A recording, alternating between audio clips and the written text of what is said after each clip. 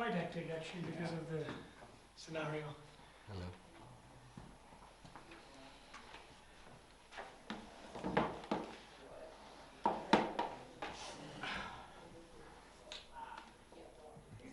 Yeah, 50% of my time is probably on COVID, and now I'm just trying to launch all our new vaccines and pipeline and get that out to all these countries now. Which, in fact, what was important is that during COVID, it's never been a better time to be a vaccine manufacturer. Right.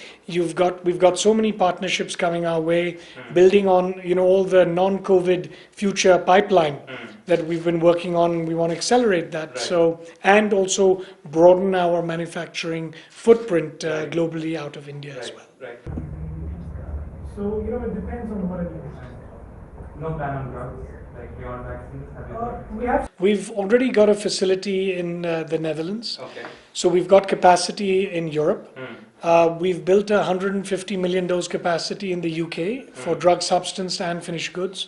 So we've already got some capacity outside of India, and now we'll probably look at something on the African continent. Because, in this pandemic, one thing was very clear. Most regions or groups of countries that did not have access to vaccines Right. suffered a little bit. They had to wait a little bit longer, and they all want investment in those nations. So we'll have to pick the right environment. Don't forget, some of these countries don't even have a regulatory framework which would allow the testing and release of these products. Right. So, as we see that new ecosystem evolve, we're looking looking forward to, very much investing in other parts of the world that we've not looked at before. These countries don't even have a regulatory framework which would allow the testing and release of these products. Right. Well, we're looking at different countries at the moment. I've been meeting some leaders. It wouldn't be right to right now mention what that would be, but there's some great countries out there: South Africa, Rwanda, to name a few that we're looking at. Right.